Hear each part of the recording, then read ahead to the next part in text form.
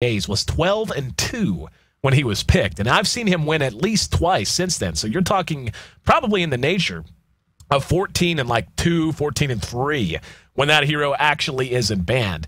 And the hero's just so strong for so many reasons. He's got push, he's got counter push, he's got AoE magic damage, he's got counter initiation, and I literally mean counter initiation whenever you're talking about his ultimate. When if you have a lineup that is very dependent on physical damage and you're caught with a blinding light, it's really hard to commit to a fight then. Like, even in the middle of a fight, even if it's a fight that's already engaged, with an 80% miss percentage for that long, you just can't really reliably fight. Wow, we're just going to see. Wow, I got to say I like Alliance's lineup very, very much. And when I see on a Na'Vi is good as well. I mean, you want to talk about some single target initiation. Yeah, they've got it in spades. Bad Rider Lasso, Rubik with his telekinesis, and of course Storm Spirit with his whole kit. But when I look at Alliance, this is just well-rounded in all phases of the game. And this puts a lot of pressure on Na'Vi. You've got Phantom Lancer. Most likely what Alliance is going to do is just ban out carries that they don't want to let Na'Vi get. And Sven is actually, and I've been talking to my inner circle in the, in my hidden mountain fortress here in the hills of West Virginia. My inner circle and I have been running the numbers, which means just playing Dota once in a while. And a hero that I think is going to end up being a pocket pick to deal with Phantom Lancer at some point is going to be Sven. And Sven, again, whenever you see him get super fat, super quick, and just get off to a good start, Phantom Lancer versus a Sven, all things being equal, equal farm, full inventory, Sven actually does pretty well in that situation. But then, of course, it all comes down to the teams around you. How can you mitigate one hero or the other, so on and so forth. But I just want to throw that out there because I'm really interested to see what Na'Vi is going to run to deal with the potential of a late-game Phantom Lancer. Now, what they do have going for them is an immense amount of reach in trying to gank that Phantom Lancer and trying to keep him feeling very uncomfortable in the way he's going to try to farm, possibly split push, and so forth. But what Alliance has going for them is they have a very defensive-oriented team already. Phantom Lancer is going to be able to split push and know that he can be teleported to a fight if Keeper of the Light wants to and can't get in there with his ultimate Magnus. Magnus's Shockwave plus Illuminate. You cannot push into that. Unless you are just unless you're so over-farmed that it just doesn't matter what you're doing. You simply cannot push into an Illuminate and a Shockwave before 30 minutes. It just doesn't work. You eat too much damage unless you have a pipe and a mech up, and granted that can be possible, but it's just so difficult to deal with. The good news for Na'Vi is they have a team that can kind of get around that. Whenever you have excellent single target initiation, especially with the Bad Rider able to bring a hero back out, able to bring them out from under their comfort zone, that gives you the chance to kind of mitigate that a little bit.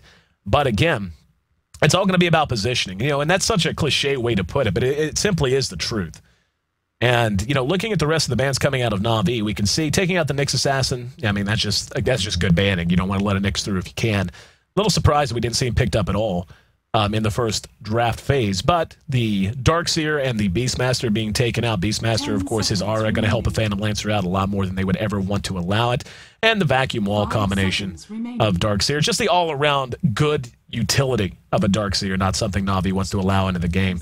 And Alliance, we can see, taking out, mostly mid-game heroes. Taking out the Gyro, the Chen, and the Juggernaut. Juggernaut, an excellent hero against Keeper and Magnus just because of his magic immunity. The fact that Omni Slash at level 2 does become very strong. And Havost has shown that he can play a very excellent Juggernaut. Getting a Shadow Blade up, going that kind of an approach to him. He can be a mid-game wrecking ball, especially when you have so much, again, single target initiation, the ability to play aggressive that you get from Rubik, Storm Spirit, and Bat Rider in particular. Now, the lanes are going to be interesting to me. When you see a Storm Spirit, obviously that seems like he's going to go mid, and the obvious choice would be Magnus. But you can do some crazy stuff if you want to try and get those heroes a little bit of a better start.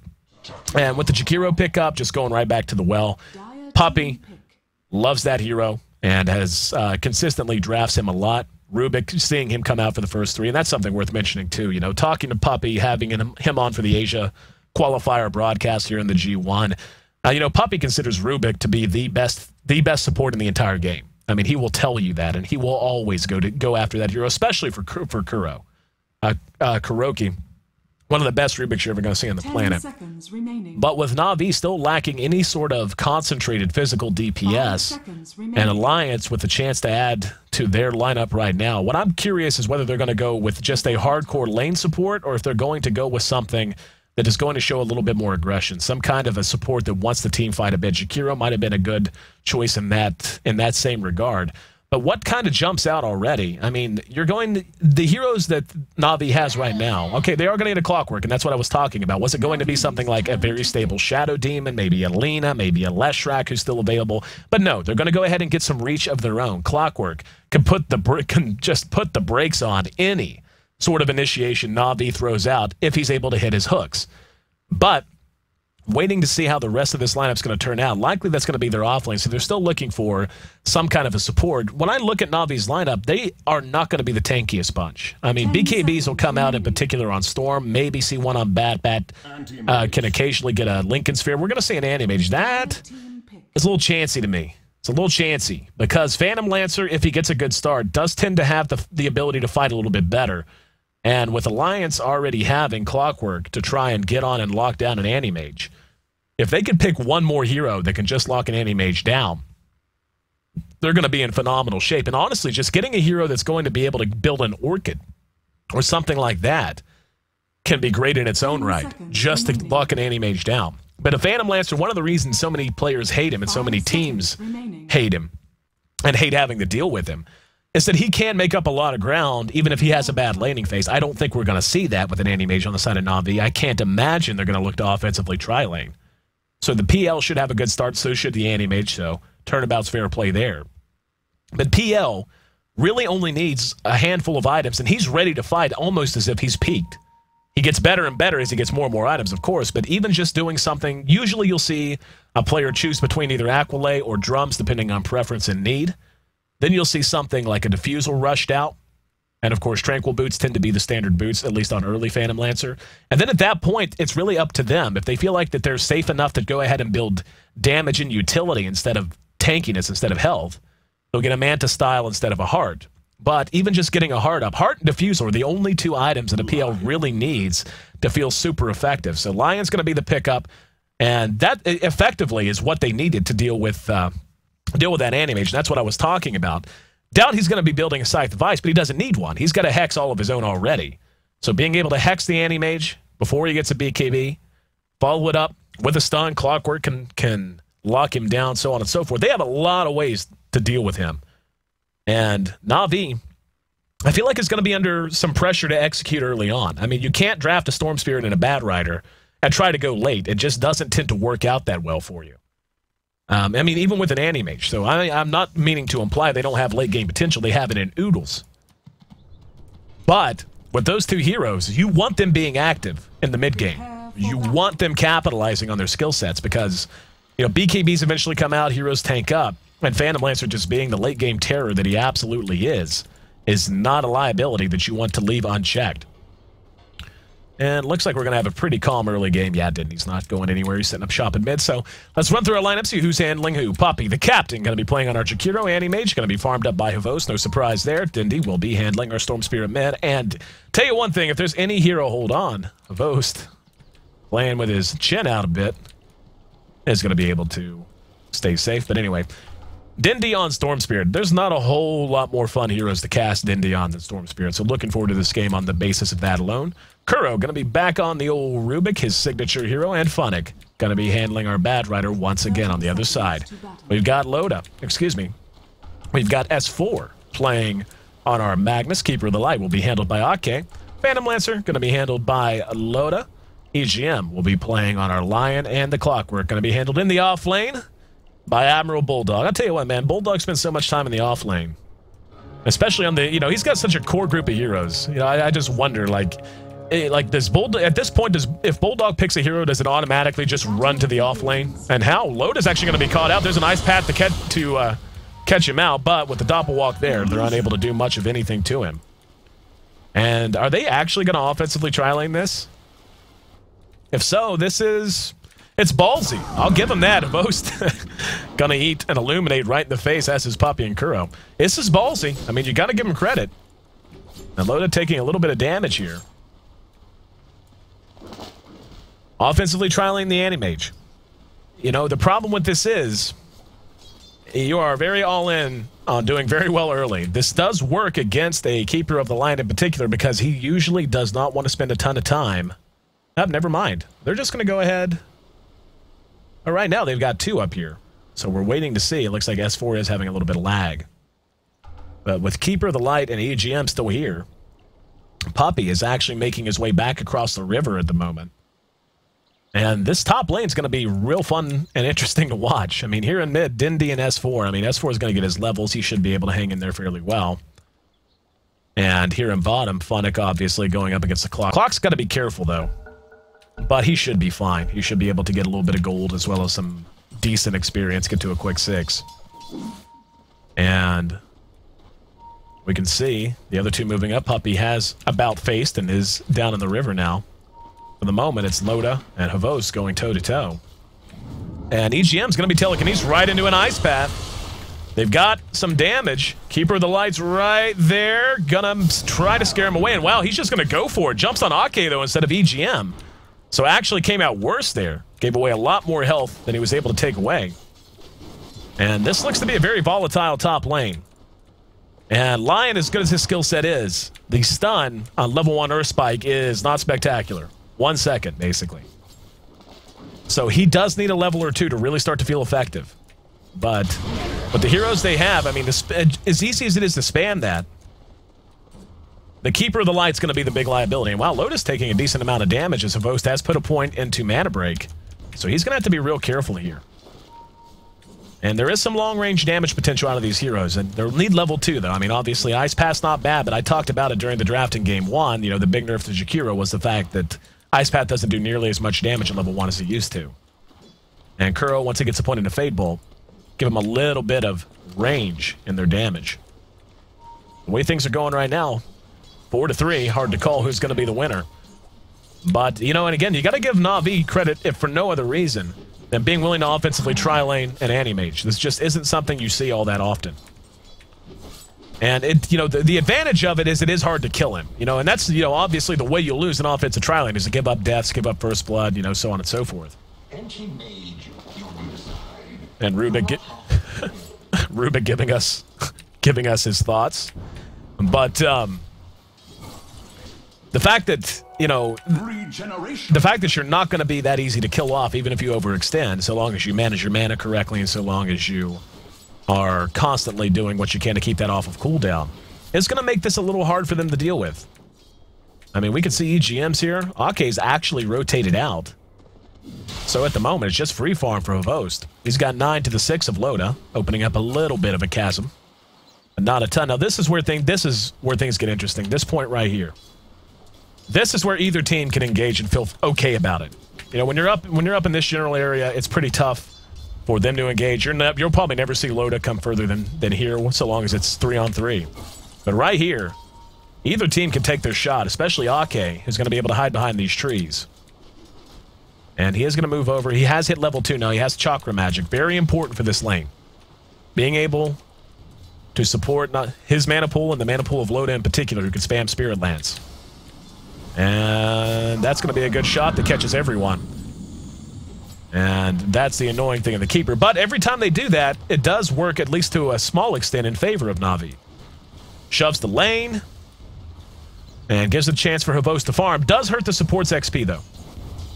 And you can actually, and you know, talking to Loda, this is something that he talked to me about at length during our last broadcast together, is whenever you're in a try-on-try, it's actually fairly acceptable, depending on what your goals happen to be, to just intentionally shove the enemy, and that's what we see Puppey ducking out here for, by the way. This is why he's just, you know, seeming to do nothing over in this piece of territory and just bouncing around, is when you shove them up under their tower like that, you force 3 to split experience, while your own supports are doing work in the jungle. We can see Ake came out there, but EGM, he's catching up a little bit. He's level 2 on the Keeper. Kuro is level 3, Havost is level 3. Puppey now in mid. They're going to engage on S4, and S4 forced to skewer away. Puppey's level 2. Level 5 on the Storm Spirit. Loda level 4. So he's, yeah, you can see the exchange. Loda's a little bit higher level, while his supports are a little bit lower, while Havost is lower with his supports being higher in comparison. But yeah, I mean, and this is a good way for Puppey to spend his time. Whenever he's shoved up under his tower like that. You don't just want to sit and leech the experience. Go do something productive, and trying to take a shot at S4, even though it didn't work, at the very least, you're not leeching experience. So it's productive even if the gank fails. 5 minutes in, still no first blood on the board. And Loda trying to catch up a bit. They're staying right on top of each other, so this is not a won or lost lane for either side right now. Haven't really paid a whole lot of attention to the other lanes so far, just because this one has the potential to get so volatile so quickly. Speaking of volatile, Alliance decides they want to take a shot. S4 is going to be caught out. He's trying to bait. He's doing a good job. It might cost him first blood. He's going to skewer away, and there's EGM. Gets the Hex off on Dindy, and the Illuminate will connect. But the big winner there is Mag, and S4 says the hell with it. He's going to come back in, bottling up with very little health. Needs to be careful, but I guess seeing the Storm has very little mana allowed him to play a bit more brave, put on his big boy britches.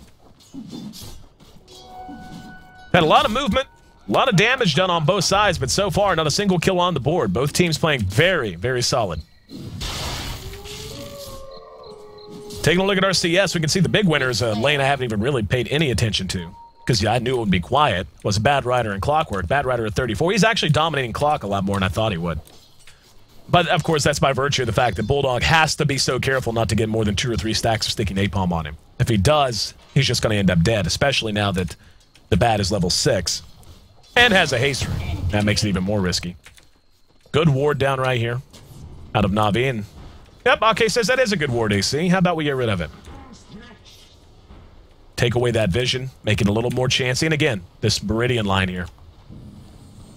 Anywhere, even here, is a little chancy for them to come up into because of the Keeper finally having level 3, which means... And level 3 is probably, you know, getting that 3rd level as quickly as you can on a Keeper is really where things start to feel better for you. Because you have level 2 chakra, you can support not just your mana pool, but the mana pool of your team, of one other teammate. And now we're going to have an engagement on the puppy. And Loda going to be telekinesed, eats a dual breath. He's going to challenge this out. Here's S4. Here comes the hook from Bulldog. Bulldog caught Puppy. We're going to see Kuro caught out as well. And Puppy looks to be cleaned up. They're going to get the first blood. S4 claims it. Another kill going the way of Alliance as well. Really good movement. Looked a little harem-scarum for a minute. But they managed to put it together, and S4 came charging out. Havo's going to come up and going to catch a Spirit Lance and be forced to blink away. But very effective movement there. And now this is the hard decision for Na'Vi. You just lost 2. The lane is going to be in favor of Alliance. Do you abandon it and change your lanes, or do you stick with it? If they abandon it, it's just a flat-out win for Alliance. They're just going to be ahead. If they stick with it, they have no margin for error. If that Anti-Mage dies, they are going to be in big, big trouble. Avos has up a set of Tranquil Boots. That was his first item choice. Very understandable, given it is an offensive tri-lane. Also a poor man's shield. So, depending on how he wants to build, I mean, obviously, Battle Fury tends to be the first big choice, but he's going to be late to it. I mean, even if he starts farming and does well from here on out, he's going to be late. Phantom Lancer is a little bit behind in farm, so that's the good news. He's level 6. Anti-Mage is level 5, though. And Loda, as a player, but more so Phantom Lancer as a hero, he's not going to care that he's much behind in farm if he's able to stay ahead in levels. He'll be able to farm effectively with his illusions. He'll be much harder to track down and deal with. And yeah, we can see, I mean, Havos is doing what he can over here. Trying to do, yeah, get some last hits wearing when he can. Illuminate, gonna catch him in the mouth, but he's already got 1 point into Spell Shield, so damage mitigating. Now we're gonna see S4 skewering Dindy back. Puppy's there. And let's see if they've got the damage. The Ice Path was there, as is the Dual Breath. TP reaction comes in, though. Now S4, 5 seconds away. Nope, never mind. TP spent, but not followed through on. In the meantime, Phonic looking to lock down the Bulldog. Didn't catch him with the Flame Break there. And that's going to prompt the reaction. So Phonic trying to get something accomplished. RP's available for him. Now Firefly's going to be on cooldown. He's much faster. That's problematic. And Phonic in some trouble, spinning the Flame Break. Don't think it's going to matter. Whoa, Magnus. That's not where you want to be, buddy. Shockwave, though. Able to clean him up through the woods. 3-0. And it's beginning to look as if my prediction was correct. But that's actually speaking way too quickly. This is just how Alliance plays, though. And this is why I said what I said. It was either going to be a knockdown, drag-out fight or a 2-0 stomp. I'm not saying that this is over by any stretch. It's not. As we see Dindy finally getting Na'Vi on the board, for example. But Alliance does tend to do really well with the lead. They tend to really capitalize on any momentum they pick up, be it game to game, be it early game momentum, what have you. And we can see Avos is actually being forced out of lane here. And he's actually going to go pure mid game. He's going to skip the Battle Fury. He's got his Band of Elven Skin and his Blade of Alacrity up, so he's going to be looking to get a Yasha. Which basically means they are going to be hurting if they don't win a fight soon. Right now, we haven't seen full 5-on-5, haven't seen a concerted gank on any group of heroes. We've seen a couple picked off here and there, but mostly, other than Alliance, of course, reacting and picking off two in that initial engagement at top, we just haven't seen either team really break down this laning phase yet. But, regardless, with the Anti-Mage foregoing the safety belt that is the Battle Fury, means they need to get some work done. They need to account for Loda soon. Loda has his drums up already. And we can see in terms of last hits, they're actually in pretty good shape.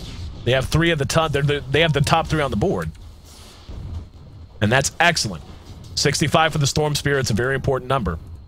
Dindy did go ahead and pick up a couple of Null Talismans, just increasing his mana pool is helpful, and we're going to see S4 caught out again. Havost is there this time. Here comes the hook and counter initiation on the Bulldog, though. And S4 is going to spend the RP. Got a couple. Bulldog still lassoed down. There's an ice path coming from the other side of the river. And they do manage to kill both. No other reaction from Alliance. And this is what they need to be doing. Getting work done. Trying to bring down towers. Going to be tough to do so when an Illuminate hits everybody in the world for 1 billion damage. Actually, they only caught one. That's surprising. But really like the movement there from Na'Vi. Havost is going to go ahead and bail out of there. And this is a very important switch. And, you know, it's can't say it's a good decision, it's a bad decision. It's a decision. Feel like it's the right thing to do, though. And we can see Loda now beginning to go to work. Loda's actually further ahead in CS now than Havost is. My big concern is if Havost is going to regret going Yasha first. Because, you know, the threat, the worry now is, okay, you did okay in your offensive tri-lane. You didn't really win it, but you didn't lose it horrendously. I mean, you gave up a couple of kills, and that's no good. But it's not as if you got run over. And you've managed to get some kills elsewhere on the map, which is very important. And you're probably going to take a tier 1. But if Alliance decides to just stabilize, which they very easily can with this lineup, it's very, very hard to push into a Keeper of the Light, a Magnus, and a Clockwork. There's just so much initiation, counter-initiation, and spell spam that can keep the waves off the tower. And if Alliance just decides to turtle and farm the Phantom Lancer, with Anti-Mage foregoing the Battle Fury, he could end up not being on pace. But we'll have to wait and see. And we can already see, yeah, Alliance is beginning to run as 4. And we're getting a bit of 4 Protect 1 flavor out of everyone. Phonics taken to the jungle in the meantime. Good news is he will have his Blink Dagger up real soon. He's like 200 gold away from it now. Havost does have his Yasha complete. And Alliance now going to go ahead and, yeah, this is typical. They're going to run as 4. They're going to look to find a target. They're going to look to gank and free up the jungle, free up the map for Loda. Loda with 1,200 gold in the bank. Probably see him pick up a Blade of Alacrity soon. Good ward. Love that ward spot. You get so much out of that at this stage of the game. So much. And this could be problematic if they decide to jump Puppy. They're going to have to kill him quick. Up. Dust is popped. There's the hook. He's got to help around, though, and Puppy will be cleaned up for free. Wow, Dindy just walked into a Hex! RP caught both! Oh, my God, Dindy, what are you doing? He just walked right into a dark spot on the map. Funnick's going to try and turn it around with a lasso. But, oh, nice shot, S4. The counter coming now out of Na'Vi. They want some return kills. They lost 2 for 1. S4 is going to end up dropping, so they end up going 2 for 2. Macropyre did go down. Dindy just walked right up to a lion, got hexed, and died. I'm not sure of the lag or what the problem was. But that was just bizarre. Rubik ended up cleaned up out of it too. 5-6 Alliance trades with Na'Vi. But very important point. Guess who wasn't there? This guy. Guess who has more gold and experience? This guy. Guess who had to come to that? This guy did. Bad Rider does go ahead and deny another tower, so little bit of a win there at the very least. Has enough to buy his blink, and yeah, he's going to dip over and grab her now. So he's in good shape that way.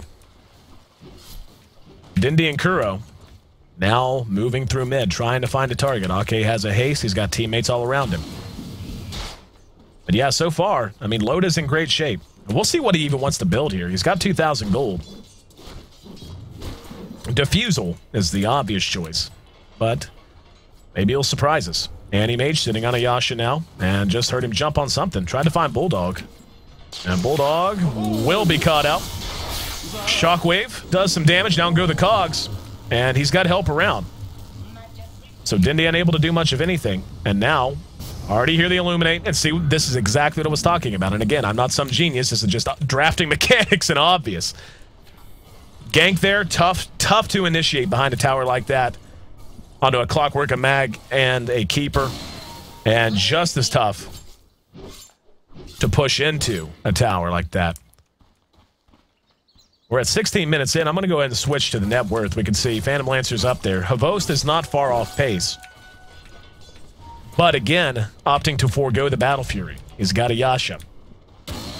Take our look at the gold graph. We can see it's still a very tight match in terms of pure metrics. 750 gold, give or take. Less than 500 experience separating these two squads. And we'll see what Dindy wants to pick up. Saw Storm Spirit played a bit earlier today, and hang on, there's going to be Bat Rider finding a target. That's a Clockwork, and Ice Path's going to follow it up. Should be cleaned up, and he will be. And now the question is, can they get anything out of it? Havost is there and ready to fight. Loda might have to come fight, or they're going to have to sack this tower, one or the other.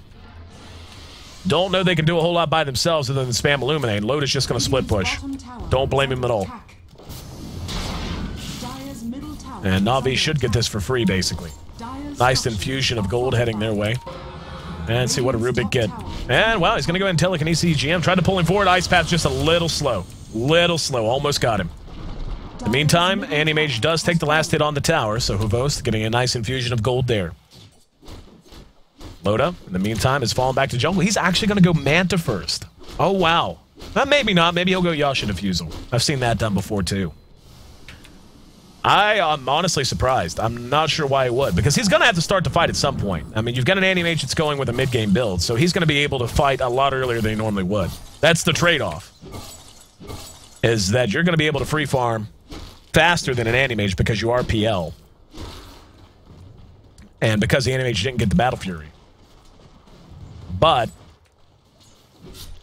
Anti-Mage is going to be able to fight, but getting RP'd, hexed, and the whole shebang. Gonna send him back to the well in a body bag, and that's a very important kill and return for Alliance. Just well executed.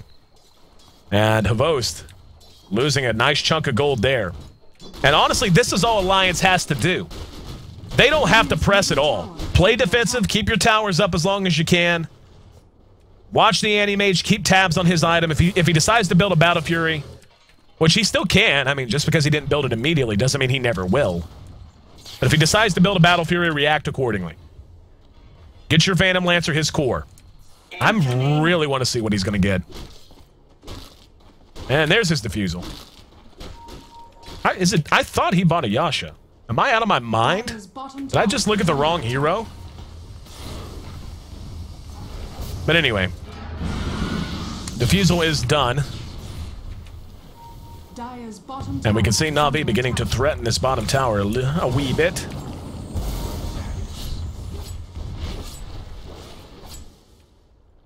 Was I looking at Havost's inventory or something? And thinking I was looking at Phantom Lancers? Anyway, it is a Diffusal he has complete now.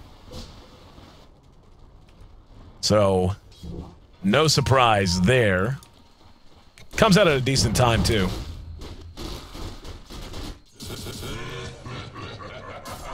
Well, seems like Jakiro happened to like it. But we're 20 minutes in. The gold beginning to take a bit of a turn in Na'Vi's favor now. The experience, though, still going the way of Alliance. And at some point, we're going to have a clash. Again, Na'Vi has an excellent amount of reach. Great single target initiation. And Alliance, on the other hand, tends to have better AoE initiation. And AoE counter initiation. Blink Dagger done on Mag. Okay. Still pretty broke. Earn on the Lion. And the Manta not far away at all for the Anti-Mage now. Dindy looks to be getting a Scythe of Ice as he's now picked up his own Ultimate Orb. And, of course, Phonic picking up a Blink Dagger of his own. And at this point, again, Alliance really, I mean, I'm sure they'll take a target of opportunity, but they have no reason to press at all. Just free the map up. Let Loda farm. And Dindy cleaning out some illusions, but not a whole lot more can be reported on in that front. Loda with another 1,700 gold. He is beginning to open up that chasm that I was talking about. He is beginning to open up a gap on Anti-Mage, and that's going to continue to be the trend since Anti-Mage didn't build a Battle Fury. So Na'Vi has to feel a little pressed now. They need to make something happen somewhere. And in the meantime, we see Alliance now beginning to move as a group. It looks like, yeah, Loda's even going to be a part of this. And again, the strength of a Phantom Lancer just having nothing but a Diffusal can be often be enough. Diffusal drums is enough to feel like you can fight. You have a little bit of survivability because of the drums. Good stat gain. You have damage because of the Diffusal. And they are likely to just trade tier 1 for tier 1 here. And yep, that will be what happens. Loda takes the last hit. He's actually upgraded his Diffusal as well. And now's when Empower becomes a major factor. We can already see. Base damage increase even right now is at 30. And that's with only 2 points put into it. It looks like Na'Vi's content to continue to trade. They are going to go ahead and pull back. Let's see how they want to play this out. Roche potential? Nope. They're just going to go ahead and look to get something done elsewhere. And now they're going to see that their tower's under assault. They don't have a glyph to use, so if they want to get there, they better get there quick, fast, and in a hurry. Phonic's going to try to spot something. It's seen by the illusions, so they're all just going to go ahead and take the long road around to get behind the tower and be in optimal engagement position. Vavost has his Manta done, and looks like Na'Vi is going to go ahead and withdraw. So both teams continuing to play very defensive. Again, Na'Vi has to be feeling like they're under the gun. Has to be. Dindy, the good news, though, is that he's not far away from having a Scythe of Ice. Loda is beginning, again, to open up that gap in the gold and net worth. But, in fairness, Avos is holding on to things fairly well. Dire's middle tower is under attack. Very, very passive period. We're 13 kills on the board, 22 minutes in. And neither team really able to open anything up. And Dindy, though, might be able to catch a target here. Thought about it, dipped his face down. He is under cover of an Invis. But back to the Magnus and Empower. Phantom Lancer, an empowered Phantom Lancer is terrifying. He just does so much more damage than he should early on. And the cleave damage means that it's hitting, especially if an RP's hit. You're not only hurting the main target, you're going to be hurting the supports a ton. He is beginning to tank up now. He's picked up a Vitality booster. They're going to trade tier 1 for tier 2. Dire's top tower has fallen. Loda will take the last hit there. Radiant's middle tower has fallen. And Na'Vi now going to move southward. Look to find a fight. Vost doesn't have a ton of gold, but he just bought an item. What did he get? Got himself a Perseverance, so he is going to probably be looking to get himself that Battle Fury now. And that's going to be an important item for Alliance to notice.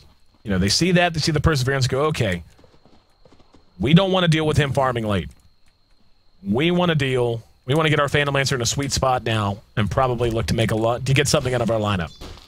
Loda's not far away from his Reaver, and by consequence, not far away from his Heart of Tarrasque either. Still a very quiet game of farm right now. Mystic Staff's almost available for Dindy's. Less than 100 gold away from it now. And bouncing around. Now, I'll tell you what's surprising is we don't have a mech up on either side. Not even in progress for either side right now. And Blink Dagger is going to be the choice for EGM. Now, getting the Blink Dagger up online, not only excellent for them, but essential. If they need to be able to lock down one of the 3 primary targets, if they can lock down and get the jump on a Bat, an Anti-Mage, or a Storm Spirit, they're going to be in great shape. Actually, Bulldog just finished his mech. My bad. Bulldog with the only mech on the board. That's going to be nice for Alliance and both defending towers and looking to push out on their own. And yeah, Havos is definitely getting a Battle Fury. He's picked up his broadsword. But so far, I'm just really stunned at how passively both teams are playing. Both feeling really confident, I guess, in their ability to cope with each other's late game carry. 4 staff done on Funnick. Now, I honestly would be expecting more out of Na'Vi, more aggression. I would have honestly expected them to be ganking a bit more. And we're going to see Loda teleported down to the Ancients by Keeper of the Light. Should have his heart really soon. I mean, momentarily. And we will see him go ahead and back out. But Roche is going to become a going concern at some point. I haven't seen a whole lot of movement in that direction. This is just one of those matches where you get the feeling that the first team to pull the trigger is going to be the team that wins. You know what I mean? Like, depending on what you want to do. If Clockwork hits his hook in the right spot, then it's going to be a free win for Alliance. If Storm Spirit's able to get the jump on a Magnus in particular. I mean, Mag is such a central hero here for both sides. He has to be considered the #1 target in any engagement. And he has to be the #1 priority. His RP is going to be the biggest priority for Alliance to set up. Everything else that happens after the RP, kind of tough to screw up, to be honest. I mean, if you hit a good RP, you're gonna Clockwork's gonna have no problem getting his cogs down. Lion's gonna contribute what he does. Illuminates are much easier to land because now the fight is all clumped up and you're away from it, so on and so forth.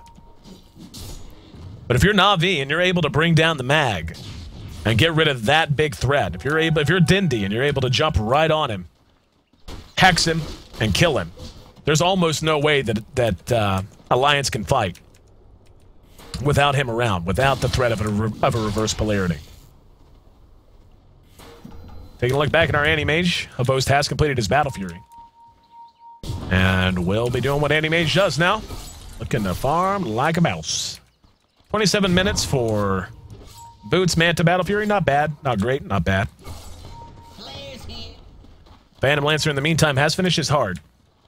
And Battle Fury is a natural choice against a Phantom Lancer. I mean, just because Storm Spirit actually did manage to kill off the Mag. So that's honestly kind of what I expected to see a bit more out of Na'Vi. But with the cleave damage, that would seem like the obvious choice against a Phantom Lancer. But I just worry that they've waited too late. Loda is big now. Loda is tanky now. He's got 2200 health. His illusions are super tanky. He's got a level 2 Diffusal Blade. And I mean, just look how quickly these things proc now. And how much damage they do. Loda gonna be teleported away and brought into AK. Would imagine one side or the other is probably gonna look to start getting something done. If I'm to be totally honest with you, this is one of the more boring games of Dota I've ever broadcasted.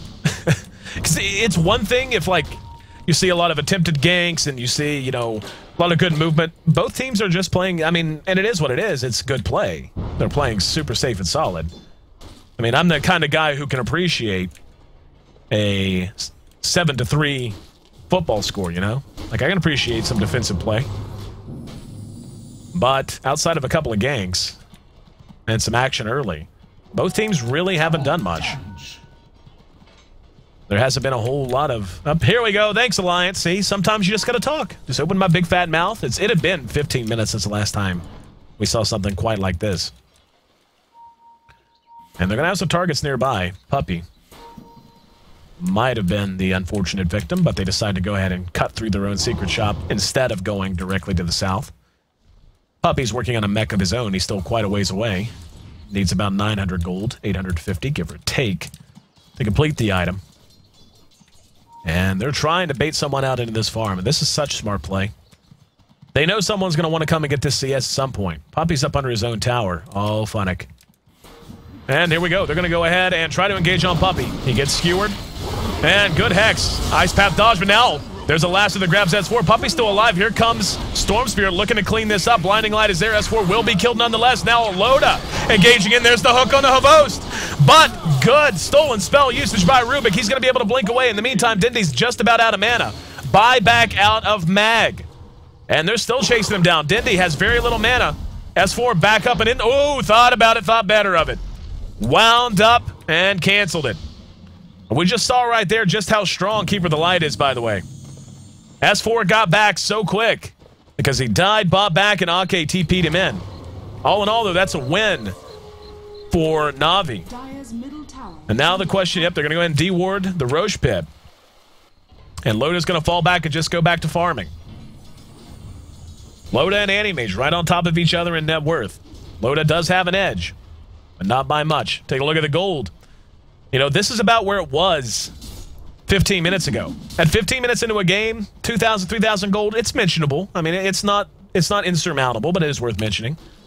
Experience is the same. At this level, though, 30 minutes in, this is nothing. It may as well be tied. 8-8, tied on the scoreboard. Slight advantage in gold and experience going the way of Na'Vi, but again, you just get that feeling. This is one of those games that has been quiet for so long that one team is just going to land everything in one of these fights, and you're going to hear a GG afterwards. You're just going to see one team evaporate, and racks will be threatened. But the good news for both sides is they do have a lot of outer-tier towers remaining. There's still 5 standing on the board in total. 3 for Na'Vi, 2 for Alliance, and now Na'Vi looking to invade this jungle. Most of Alliance is actually cut off from Loda right now. He's got 4,000 gold in the bank. Taking a look at Avost, he's got 3,400 in the bank. And we'll see what his next choice is going to be.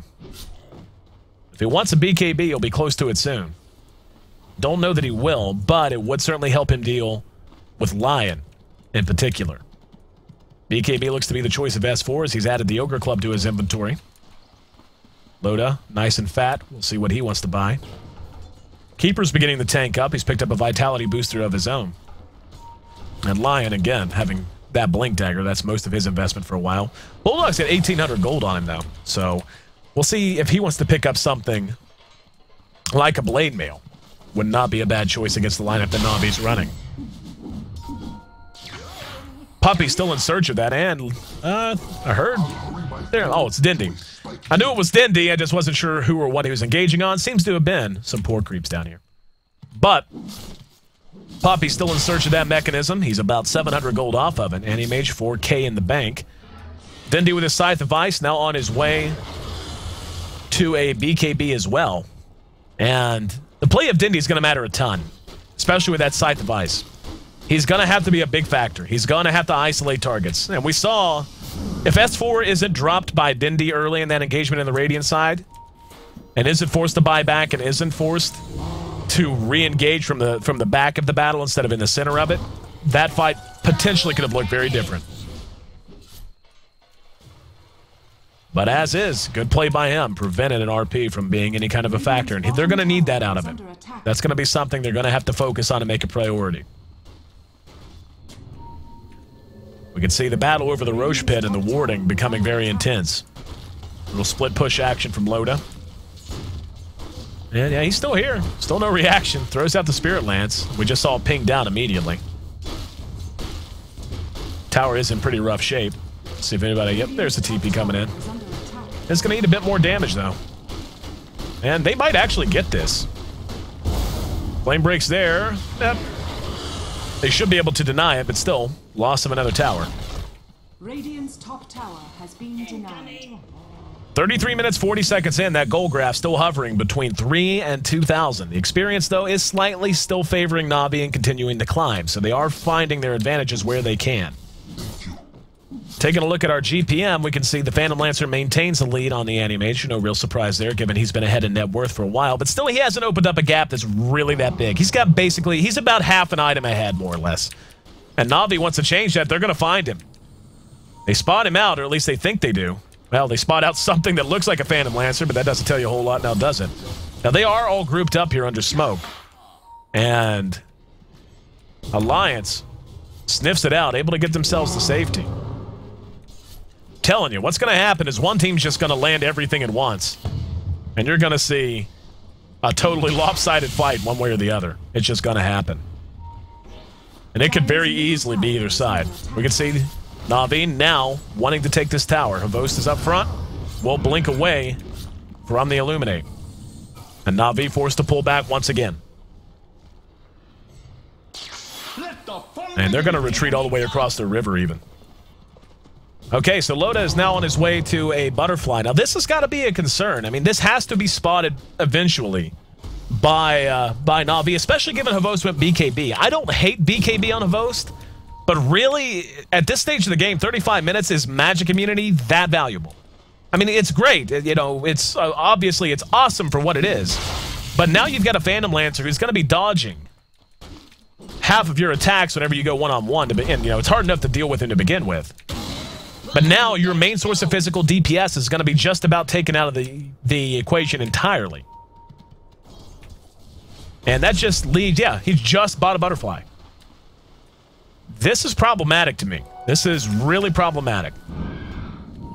2,600 gold for Havost. But it's becoming more and more about the Phantom Lancer. But again, the team around them matters a lot more. Dindy being able to pick off a Magnus before a fight really gets started is more than enough to turn a fight completely in their favor. And here we go. Na'Vi moving back towards this tier 2 middle. Might have a little bit of action finally. Looks like they're just going to sack this. They're not even going to try to contest it. And Loda's just continuing to farm. What is Tony doing? That's our Chinese caster. He's just saying, oh, okay, Tony. Yeah, exactly. Exactly, Tusky. Exactly. Our Chinese broadcaster, everyone. No bias. Hashtag based caster. Tusky. Trying to remind him that yes, we are live indeed. But anyway. Alliance now giving some attention to the Roche pit. It's been 8-8 for about forever. Actually, yeah, it's less than 10 kills on each team. 16 kills total in a 36-minute game. This is the quietest game I've broadcasted since the International. Yeah, I don't think I've broadcasted a game. We had a real quiet one back in the Asia qualifiers. I can't remember who played in it. I want to say it was something like Orange and Zenith, maybe. Oh, no, I take it back. It was DK Zenith, I think is who it was. But just a lot of movement, a lot of calculated risks, a lot of vision, been a lot of ward spot. But for the most part, and this is again in respect to what I've been talking about all game, the fact that both teams have heroes and have abilities available to them that can be... Come on, Tony, get it together. Get together, good. But, uh-oh. Oh, wait. Uh-oh. What's going on? What is going on? But, now I want to know what's going on before... Oh, we need to restart a computer, apparently. And... All right, guys. Sorry for the brief delay. Hope you're nonetheless enjoying your time here. We'll go ahead and bounce it back out front. So Tony's going to go ahead and restart. That'll give me time to thank you guys for being here once again, for being a part of the broadcast here on One More Game TV2. And apparently, the bad manner from EGM. Bad manner. Believe I played with EGM in my last pub. I'm pausing like that jerk. But, anyway. Are we seriously going? Okay. Game on. Moving on. I can still get this thought out. Thanks for being a part of the broadcast, guys. If this is your first time on One More Game TV2, would love to have you back in the future. And if you're one of those who's been with us since this morning, thanks for hanging out with us. Make sure you check out G1.2p.com when you have the chance. All of your coverage, your brackets, articles, interviews, write-ups, you name it, they got it at G1.2p.com. We are winding down to our last few days of the Western Qualifier. Hard to believe I've been doing G1 for like a month now. Doesn't seem that long at all. But it's been a lot of fun. Gotten to reach a whole lot of new viewers, too. A whole lot of new people. Since I'm broadcasting at a totally different hour than I usually did for the D2L. Whole new group of people. And if you're one of those new people, I want to thank you for making my experience so enjoyable. And hope that we'll have you in for other broadcasts in the future. Bulldog did grab himself a blade mail. I don't think there's any surprise in that. And both teams continuing to play Farm Dota. This is now Farm Simulator 2013. Valve has rebranded the franchise. Rock it on. The net worth on Anti-Mage and Phantom Lancer both quite high. very close to each other, so Havost is making up some ground. He's going to have a butterfly soon, too. Why didn't we just have a one-on-one mid, really, at this point? 16 kills on the board, 39 minutes into this game. Mag has completed his BKB. Loda has $4,000 in the bank. At some point, he's going to want to just sell these drums. I mean, it's just an inventory slot now. And really, it's hard to even tell what he... I mean, does he tank up? He's got the defusal, so his damage is going to be there. I mean, both heroes have mana burn. And finally, something that might give us some action. Let's see if Na'Vi suspects this is up. They've got a ward down. I'll tell you what, that rocket from Bulldog might give things away. I mean, Na'Vi might be smart enough to just know what's going on. And, yep, he's going to back. Havost checks things out. That's an illusion. So, that rocket may have seriously given things away because he shot it from right here. You see a rocket flying from the direction of the Roche pit, you're gonna suspect something's up. We now have a sentry down. Boomers. But, at any rate, they put an end to that attempt. And Mass Agriculture Simulator 2013 continues. We roll past the 40-minute mark. Still Tier 2 standing on both sides, actually. Only one standing for Alliance, two standing for Na'Vi. They're going to move right into the Roche pit and go for this. And Alliance might be caught sleeping here. Yep, Havost is going to get this. This is the biggest event we've had in quite some time. And Alliance may be playing a bit too passive for their own good. I mean, you don't want to be in range of the reach of a Storm Spirit or a Bad Rider, but at the same time, you do have the ability to fight. I mean, you are not a team that's hurting or way behind by any stretch. The net worth continues to have Loda on top, but for the first time in a while, Anti-Mage is about to cut his lead down to 1,000 total net worth. I just want to see their last hits. 442 for Loda, 387 for Anti-Mage right now. Kind of nutsy. Kind of nutsy. GPM, look at that. Almost identical. Damn near identical. Loda a little bit ahead. An extra 4 gold per minute. Absolutely insane. They are staying right on top of each other. Shakiro finally did complete his mechanism. S4 again with his BKB all done. I mean, and you know, I hate to just keep going through the items, but truthfully, there's not a lot to talk about unless one team decides to take a chance. And we can see Na'Vi now in a good position to try and force the issue at this tier 2. But if Alliance doesn't have any interest in trying to stop it, then there's not a whole lot to talk about. I can talk about strategy so far as how they're going to try to crack the base. But even that is, it's pretty obvious. They're just going to look to use the reach of their heroes against the mass AoE of Alliance, and whoever is able to execute better is going to win. They are going to be split pushing now with Havost. Does get some damage done, and Loda just wants to farm. He doesn't want to fight, he wants to just farm. He is a herbivore. And they're going to lose a tier 3 here. And this is just kind of silly, actually. Havost is going to take some damage. I mean, it's not like they're not going to react to Loda down here. He's going to have someone show up, surely. Yeah. So he just falls back. He's got 7,000 gold in the bank. Let's buy a rapier and be done with it, Loda. Give us something exciting. Anti-Mage is equally fat and chubby. I mean, at this point, I may seriously have to start talking about the weakness of having an Aegis, because that's one extra inventory slot he doesn't have available to occupy with an item. And if they can lock him down, even if they have to kill him twice, just not having that extra item can make a difference. Alliance is smoked up. Looking to catch someone napping here in mid. BKB, Scythe of Ice complete on the Storm Spirit. And, yeah, I mean, the Phantom Lancer illusions are beginning to get kind of insane, as you can see. That tier 3 did take a lot of damage there. And Loda. Nom nom. Looks like Alliance is going to go ahead and invade the Radiant side jungle now. Lion has picked up a Ghost Scepter, so that's going to aid in his survivability a bit. Now, Bulldog having the Blade Mail, that's something I touched on and could probably stand to talk a lot more about. Against heroes with Cleave, which is what we're going to be seeing out of Animage, that's actually a super effective item.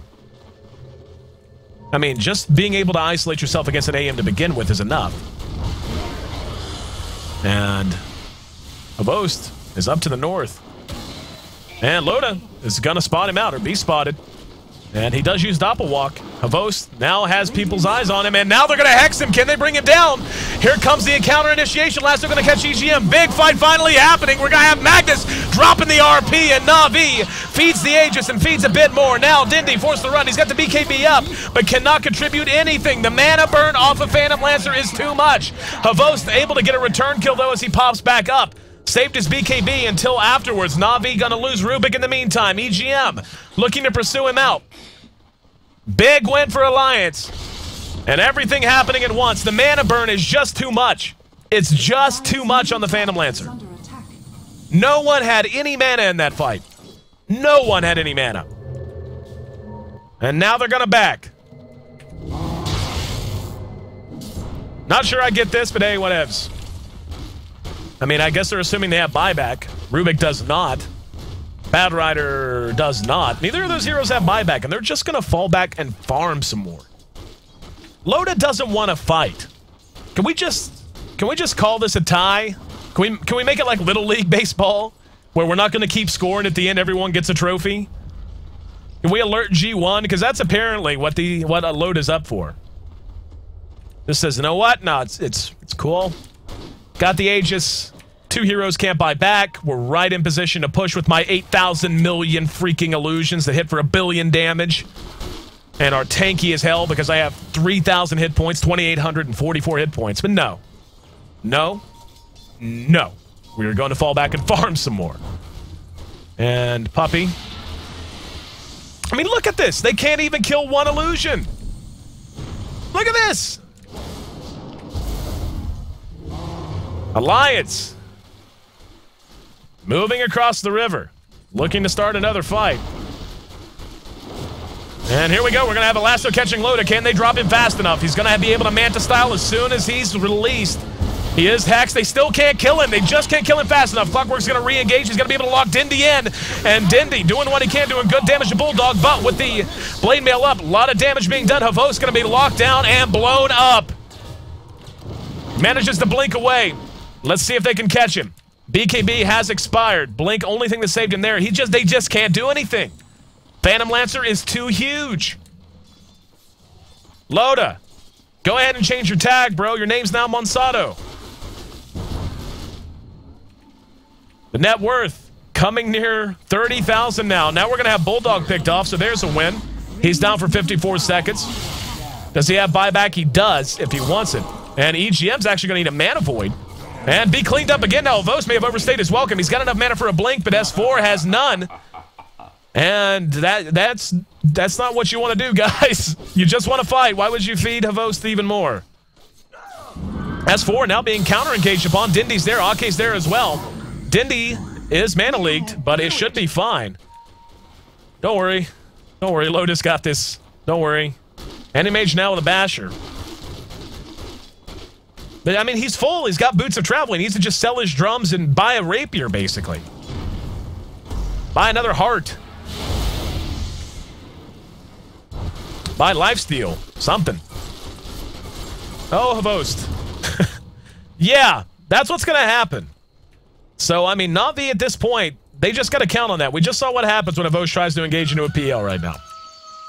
Even with his cleave, even with a Basher, even with the butterfly, just does not matter.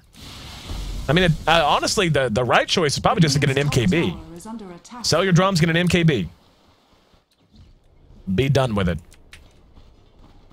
Radiant's top tower has been denied. And we did just have a tier 3 denied here. For Na'Vi, coming up on 50 minutes, only 23 kills on the board. Boom, there it goes.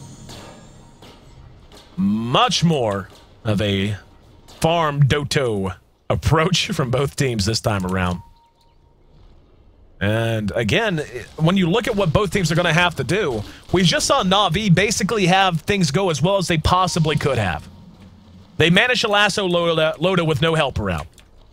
They had everything they could to try and blow him up, and they still couldn't kill him.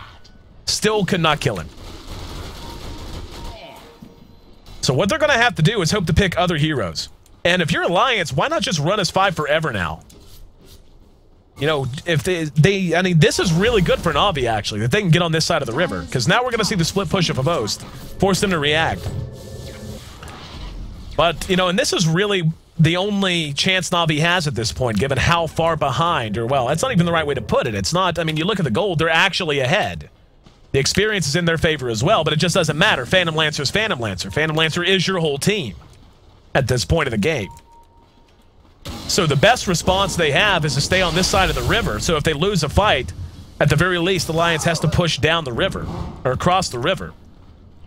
But if you're Alliance, you just have to find a way to cope with split push, which isn't that hard given you have a Keeper of the Light. It really isn't. If they can cope with split push and get on the enemy side of the river and just camp out, they're going to be just fine. Animation's picked up an Abyssal Blade. He's officially full. Doesn't even have a spot now for Aegis. PL did go with the MKB.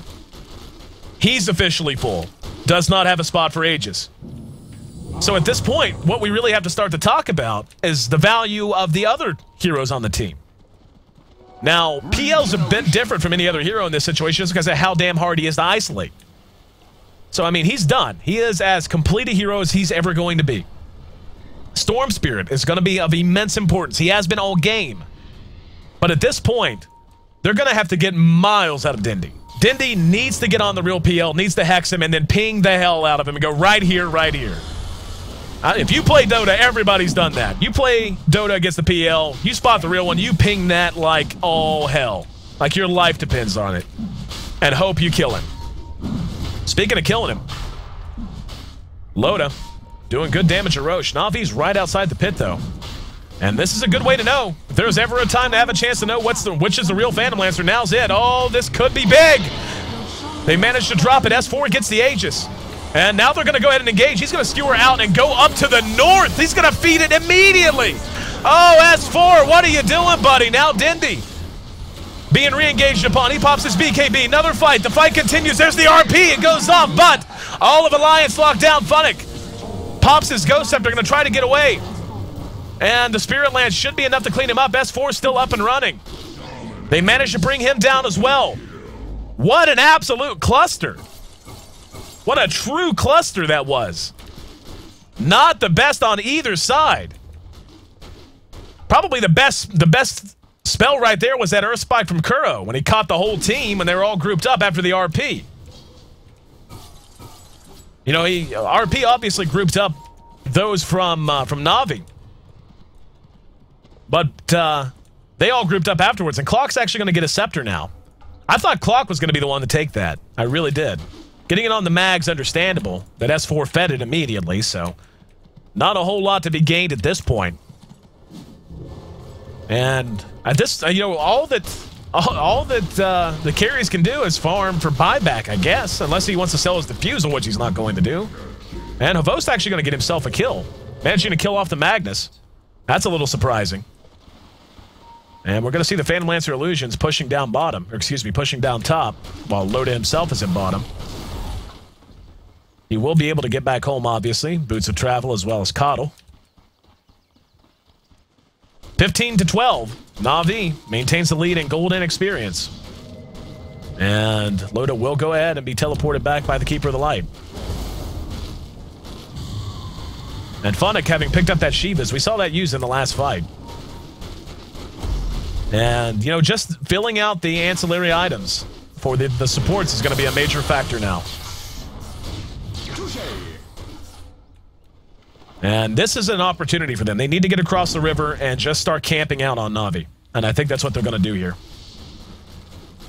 Things like positioning and where you are on the map when you take a fight, even if you lose it, are beginning to be very important. You lose a fight on your own side of the river, it's a GG at this point. We're coming up on an hour into this game with carries that are doing a sick amount of damage. And Loda's going to eat a bit of damage. Dindy engaged in, and Loda's actually going to be brought back. Can they lasso it? No! They didn't manage to catch him. No, he's going to be hexed down. Can they bring him down? No, Bulldog's there. Lasso goes off, and here comes Denny to try and lock him down as well. He's down to a quarter health. He has no help. Loda gonna be cleaned up. They lose Loda. He buys back immediately. And in the meantime, Avost has managed to get a set of racks. Alliance. I honestly don't know what they're doing here. Loda was up front, and there was just no help coming. Avost with 10,000 gold in the bank. He's got buybacks for ages. 2 sets of racks now down. 2 of them. And all of a sudden, a game that looked as if Alliance was just going to slowly, methodically creep and take on the power on the back of Phantom Lancer. Not a sure thing anymore. In fact, quite the opposite. Na'Vi making life hard. Invisibility. And Loda, again, I just baffled by that engagement in mid.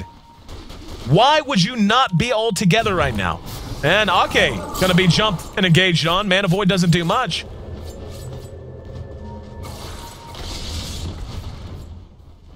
They need to get together and fight. We can see the illusions are pushing in here. That is so obnoxious. Can't even kill them, they have no health. As it stands. Oh, they're going to find plenty of farm here. The net worth is now in favor of Animage, by the way. It's worth mentioning. He has crossed over and taken lead. He's got 40,000, 37,000 roughly for the PL. Gold per minute. We can see they're dead tied up, and Ake's going to be blown up immediately. Dindy able to engage and catch S4. This might be GG. This might be it. Alliance may have just thrown this game away. We see buybacks come out. And they're going to re-engage. There's going to be buybacks on both sides, I suspect. And Dindy and Funnick trying to stay alive. Good hook. Locks Dindy down. He has no mana. Ake going to be cleaned up by Avost again. Avost is just hitting so hard. RP thought about it. No, he uses it, but he didn't. He does get the Avost, actually. Now the RP was stolen by Kuro. They're going to turn it around. Loda, the last one standing. Can he stay up? No! Avost lands the final punch. And this is going to be Megas. Kuro in the right place at the right time. Turning the RP around. And Avost makes it an ultra kill. The GGs come out in a 56-minute game that featured how many last hits? 780 to 666. More than 1,400 last hits between these two.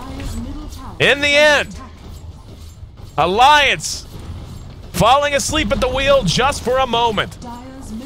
And Na'Vi forcing a game 3. Bad manner glyph.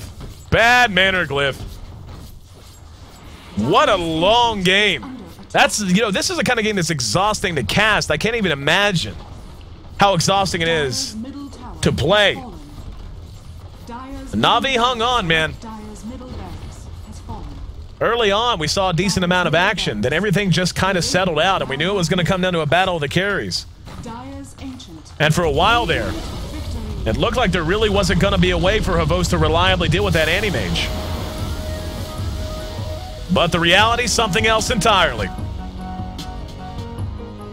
57 minutes, 29 seconds, the official game time.